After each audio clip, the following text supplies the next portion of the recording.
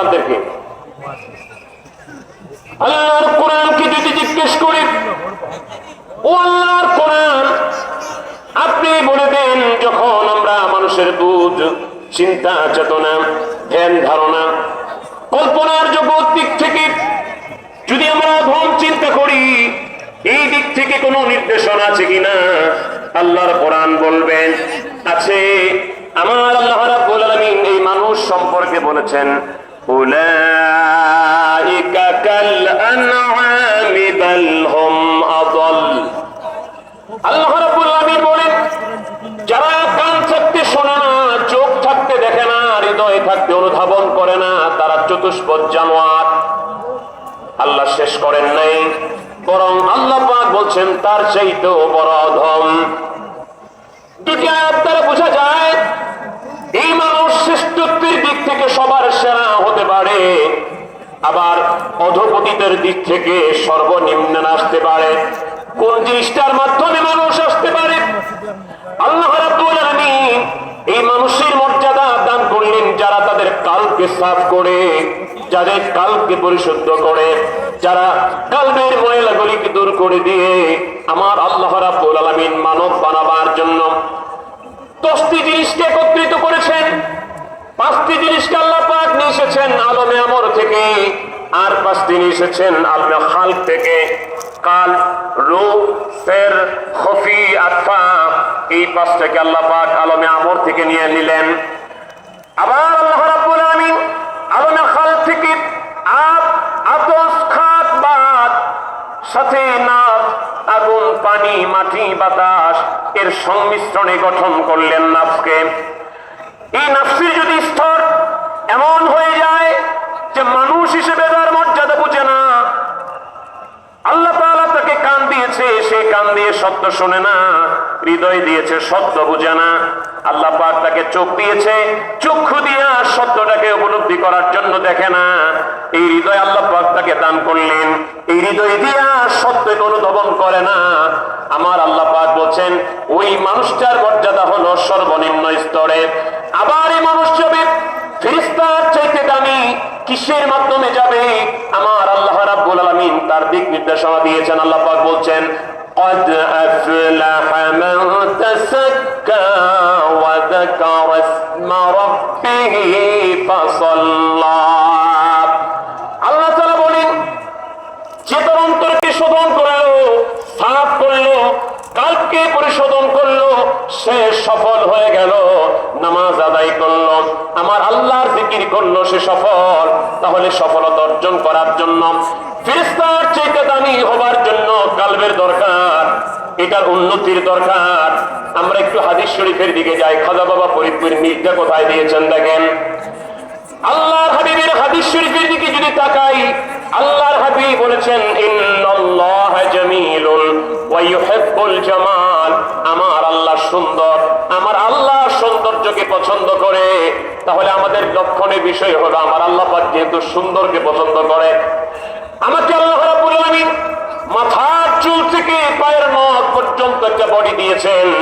এর ভিতরে বাতস, খাক, বাত, নাফ, আমাকে চুল দিয়েছেন, নখ দিয়েছেন, শরীর দিয়েছেন। আবার আমার থেকে 5 থেকে নিয়েছেন কাল, রূহ, সের, খফি, আতফা।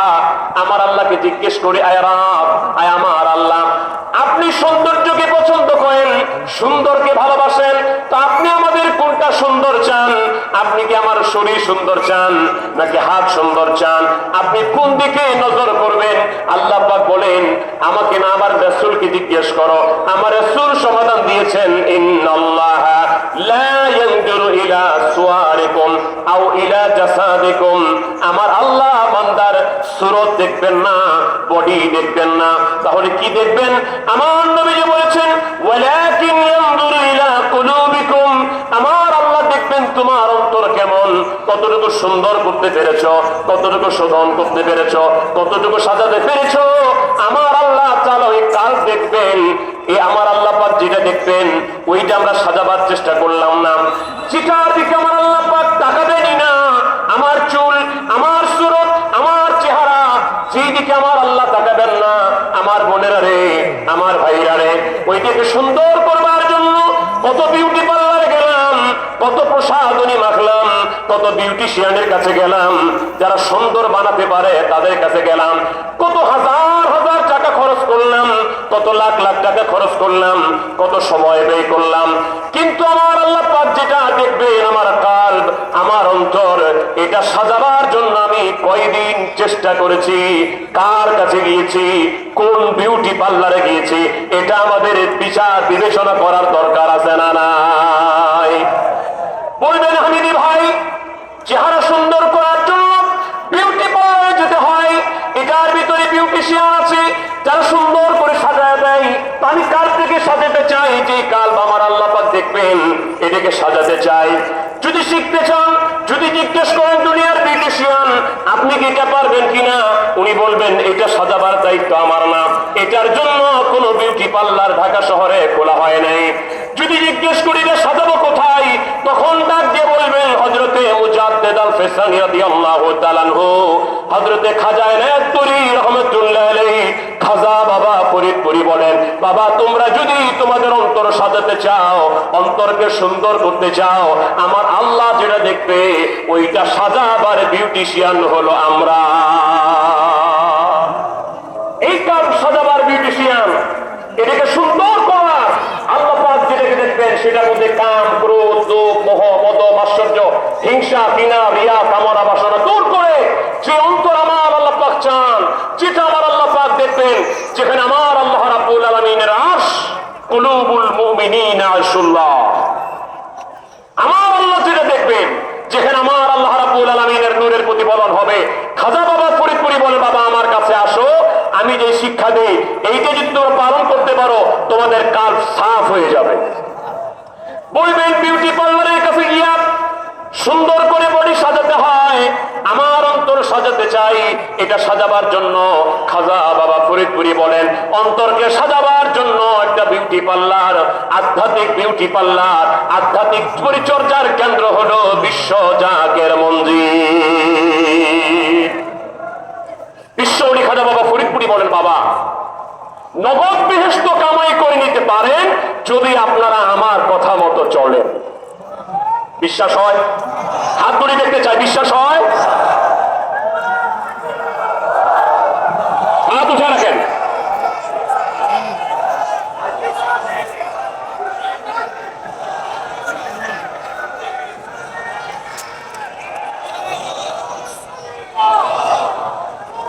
আমার পীর কেবলা জান হুজুর আরেকটি গুরুত্বপূর্ণ কথা বলেছেন, সব গুরুত্বপূর্ণ, তার মধ্যে কি হলো আমরা আল্লাহ তাআলাকে চাই, কিন্তু নবী ছাড়া সরাসরি আমরা আল্লাহকে চাই না, পাওয়ার কোনো পদ্ধতিও নাই।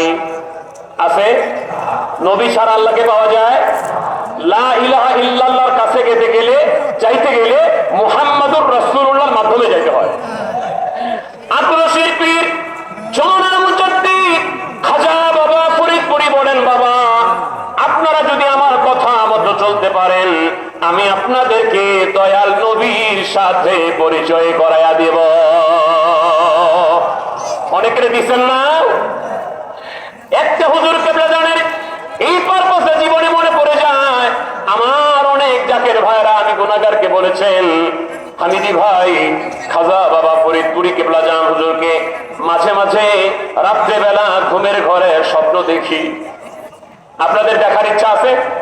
হাত তুলে দেখি তো কার কার আছে। খাজা বাবাকে পাওয়ার ইচ্ছা আছে? দেখার ইচ্ছা আছে? পাবেন, ইনশাআল্লাহ পাবেন, চেষ্টা করেন।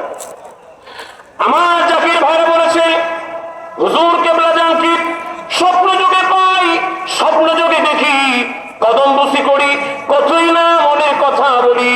মনে রাখবেন ইসলামী শরীয়তে কদম বসি করা, পায়ে জমা দেওয়া, হতে পারে পীর মুর্শিদ, হতে পারে মা বাবা, হতে পারে ওস্তাদ, হতে পারে মুহাক্কিক কোন আলেম, তাদের পায়ে জমা দেওয়া, কদম বসি করা নিঃসন্দেহে ইসলামী শরীয়ত মতে জায়েজ, কিন্তু আল্লাহ ছাড়া কাউকে সিজদা দেওয়া জায়েজ নাই। আমার জাকির ভাইয়েরা কেবলা জানকে কদম বসি করেন, কেবলা জানের স্থলাভিষিক্ত মহামান্য আলহাজ হযরত খাজা মিয়া ভাইজান মুজাদ্দিদ নবীজিকে কদমবুসি করেন, চাচাজানকে কদমবুসি করেন। স্বপ্নযোগে আমার জাকির ভাই, অনেকগুলি জাকির ভাই আমাকে বলেছেন হুজুরকে কদমবুসি করি, মনের কথা বলি, কিন্তু হঠাৎ একদিন দেখতেছি কদমবুসি করতে চাই, কিন্তু হুজুর আমারে কদমবুসি দেয় না, তিনার কদমটা একটু সরায় দিলেন। মনে রাখবেন, পীর যদি নজরানা কবুল না করে, পীর যদি কদমবুসি না দেয়, পীরের দরবার থেকে ছিটকে যাওয়া এর চাইতে দুর্ভাগা মুরিদ আর নাই। কামেল পীরের কদমে থাকতে গেলেও ভাগ্য লাগে। ওই জাকির ভাই বলেন, চিন্তা হয়ে গেল, পেরেশানির মধ্যে পড়ে গেলাম, কেন হুজুর কদম মোবারক সরাই নিলেন? অন্যদিন তো কদমবুসি করতে যাই, কদমবুসি করতে দেন, আজকে কেন কদমবুসিটা দিতেছে না? জাকির ভাইয়ের কান্না চলে আসতেছে, যেহেতু খাজা বাবা কোন মুরিদের চোখের পানি সহ্য করতে পারে নাই।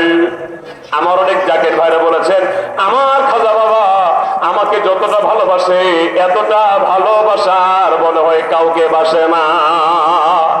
ঠিক একই কথা মদিনাওয়ালা দয়াল নবীজির সাহাবায়ে কেরাম বলতেন, সাহাবীরা বলতেন, আমার নবী আমাকে যতটা ভালোবাসে, এতটা ভালোবাসা কে কাউকে আমার নবী বাসে না। এই বিশ্ব যাকে মঞ্জিল হলো যেন মদিনার প্রতিফলন, ওটা নবুয়তের দরবার, এটা বেলায়েতের দরবার। আমার দয়াল নবী রাসূল পাক সাল্লাল্লাহু আলাইহি ওয়াসাল্লাম সর্বশ্রেষ্ঠ নবী। বিশ্ব নবী বললেও, শুধু বিশ্বের নবী বললেও ওনার জন্য ছাত্র হয়, কুল কায়নাতের নবী। আর বিশ্ব জাতির মঞ্জিলে বেলায়েতের দপ্তরে আমার খাজা বাবা ফরিদপুরি, অপ্রতিরোধ্য তুলনাহীন একজন আল্লাহর ওলি খাজা বাবা ফরিদপুরি। জাকির ভাইয়ের কাছ থেকে যখন কদম মোবারক সরাই নিলেন, জাকির ভাই পেরেশানির মধ্যে পড়ে গেলেন। চিন্তা হলো, হুজুর কেবলাজান কেন আজকে কদমবুসি করতে দেয় না? কেবলাজান হুজুর মুরিদানদের চোখের পানি সহ্য করতে পারেন না। সাথে সাথে খাজা বাবা ফরিদপুরি বললেন, বাবা আজকে আমাকে কদমবুসি না, আজকে ওনাকে কদমবুসি করেন, কারণ উনি হলেন আমার দয়াল নবী রাসূল পাক সাল্লাল্লাহু আলাইহি ওয়াসাল্লাম। নবী আপনাকে পাইবার আসে, আমরা মুরিদ হইলাম পীরের কাছে, দয়া করে দেন গো দেখা, এই যাকে রানরা কান্তেছে। আল্লাহ সাল্লি আলা সাইয়্যিদিনা মাওলা ওয়া আলা আলি সাইয়্যিদিনা মাওলা। তবে ভাইজান, এই প্রতিষ্ঠানে পড়তে হলে আপনাকে ক্লাস বাই ক্লাস উন্নতি হতে হয়। নাফসে আম্মারা থেকে নাফসে লাওয়ামায় যেতে হয়, নাফসে লাওয়ামা থেকে নাফসে মুতমাইন্নায় যেতে হয়।